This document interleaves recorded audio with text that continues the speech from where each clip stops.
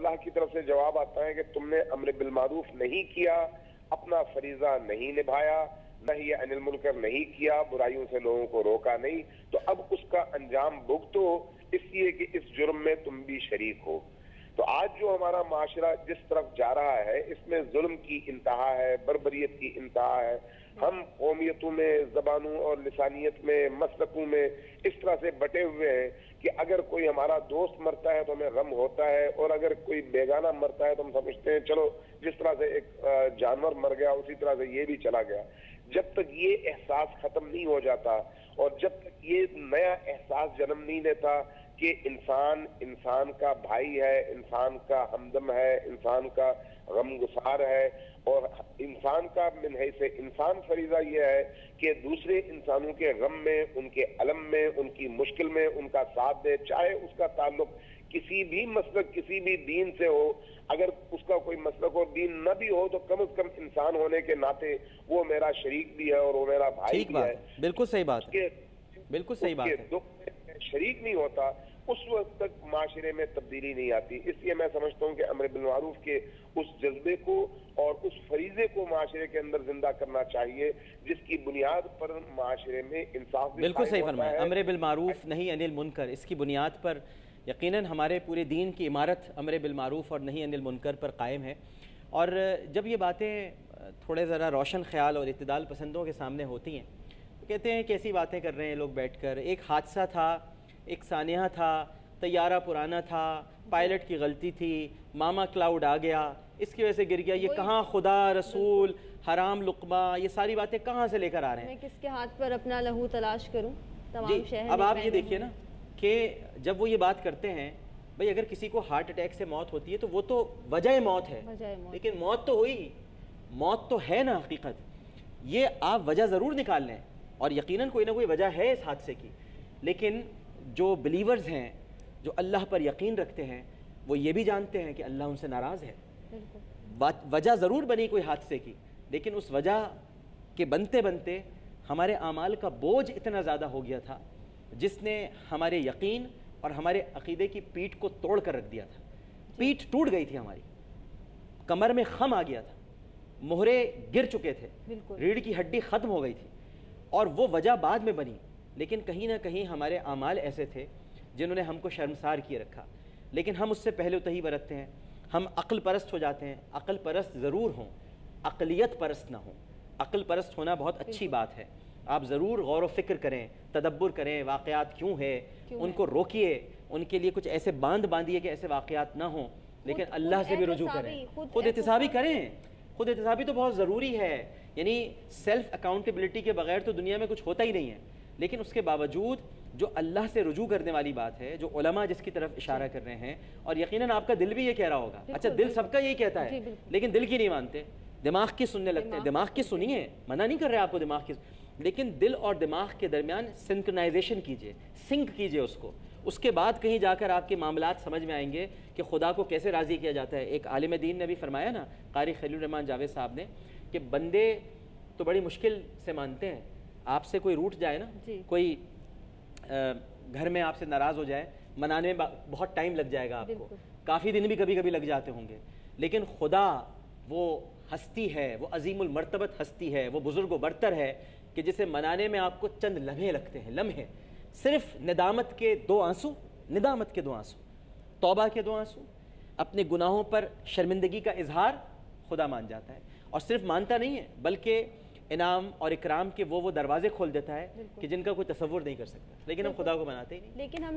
दिमाग से काम लेते हैं, जैसे आपने कहा दिल की नहीं सुनते, तो दिल और दिमाग सिंक्रोनाइजेशन नहीं करते, मेडिटेशन कह लें उसको, मेडिटेशन कह लें, और दूसरे लफ्ज़ में आप खुदा से ताल्लुक़ कह लें, बात तो एक है, लेकिन एक को दिल जो है वो खुदा से ताल्लुक़ कह देता है और एक को दिमाग मेडिटेशन कह देता है। मैं आपको बताऊं, आप लोग नया मोबाइल लेते हैं, कोई भी मोबाइल लेते हैं, उससे आप जब कंप्यूटर पे लगाते हैं उस वक्त तक आपके सारे कॉन्टैक्ट्स, आपका सारा म्यूजिक गैलरी उस वक्त तक नहीं आएगी उस मोबाइल में जब तक वो सिंक नहीं होगा। बिल्कुल है तो आगे नया मोबाइल, दिमाग आगे बड़ा जबरदस्त है, बेहतरीन दिमाग है। कलामी की माज़रत होगी डॉक्टर साहब, लेकिन हमारी कोशिश है कि हम इस वक्त ज़्यादा से ज़्यादा बात कर सकें और अपने जो देखने वाले हैं उन्हें ज़्यादा से ज़्यादा तसल्ली पहुँचा सकें। मुफ्ती मुनीब हमारे साथ इस वक्त मौजूद हैं। मुफ्ती साहब बहुत शुक्रिया, आपने रात के इस पहर में हमारे लिए वक्त निकाला और उन लोगों के लिए वक्त निकाला जो कि वाकई इस वक्त के मुस्तहिक हैं।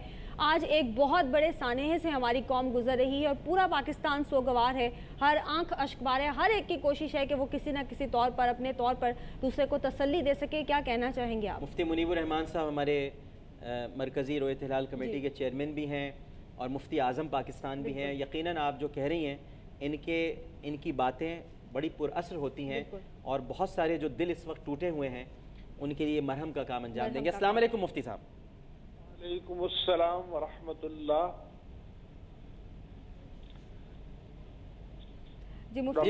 جی مفتی صاحب ہم آپ کو سننا چاہتے ہیں. یہ جو واقعہ ہوا ہے اتنا دردناک سانحہ ہوا ہے اور آپ ہمیشہ سے مجھے معلوم ہے آپ یہ تلقین کرتے آئے ہیں مختلف پروگرامز میں. آپ یہی کہتے آئے ہیں کہ ہم خدا کو بھول چکے ہیں, اللہ تعالیٰ کی حدود پامال کی جا رہی ہیں, اللہ سبحانہ و تعالیٰ کو ناراض کیا جا رہا ہے, ہم رجوع نہیں کرتے, ہم توبہ نہیں کرتے, ہم استغفار نہیں کرتے اور ہم اپنی یعنی کوتاہیوں اور اپنی لغزشوں کو سمجھنے کے بجائے ان پر ڈٹے رہنے کو ترجیح دیتے ہیں. بارہا آپ نے فرمایا ہے, آج کیا کہیں گے مفتی صاحب؟ بسم اللہ الرحمن الرحیم. ڈاکٹر صاحب, سب سے پہلے تو میں آپ کے پروگرام کے توسط سے ان ہمارے مسلح افواج کے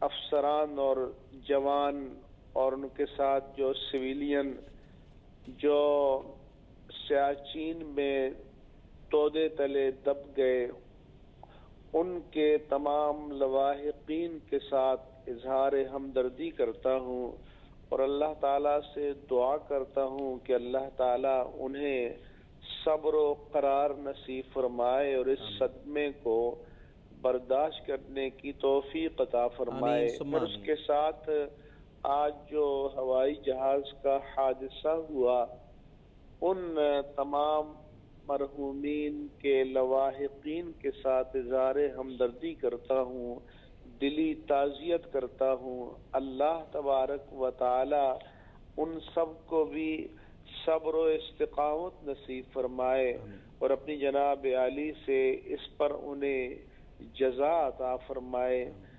اس کے بعد میں یہ عرض کرنا چاہوں گا کہ جس طرح آپ نے ابھی چند باتیں فرمائیں کہ مختلف واقعات کو دیکھنے کے لیے زاویہ نظر اپنا اپنا ہوتا ہے اور اس کے پیچھے مائنڈ سیٹ اور ذہنی ساخت ہوتی ہے جو اس جہت کا تعین کرتی ہے.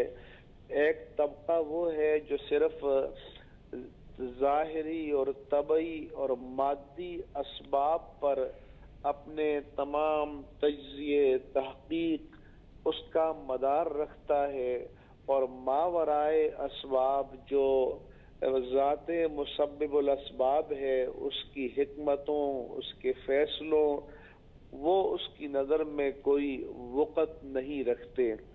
ہم یہ سمجھتے ہیں کہ بلا شبہ جیسا کہ آپ نے بیان کیا کہ ظاہر کے اعتبار سے یہ اسباب موجود ہوں گے, کوئی نہ کوئی وجہ تلاش کر لی جائے گی, لیکن اس سے ماورا بھی کچھ اسباب ہوتے ہیں. پھر کچھ حضرات کو میں ان کے تبصرے پڑھتا ہوں کہ یہ آ کے بیٹھ گئے, بتائیے لوٹتا کون ہے, ملک کو تباہ کون کر رہا ہے اور آفت کس پر آ رہی ہے, کیا ان کا جرم تھا؟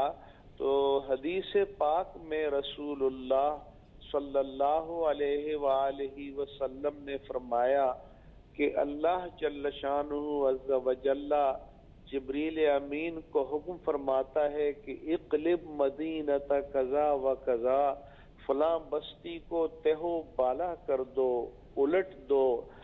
تو جبریل امین اللہ جل شانہ عز و جل کی بارگاہ میں عرض کرتے ہیں کہ اے اللہ, ان فیہا رجلا لم یاسک طرفت عین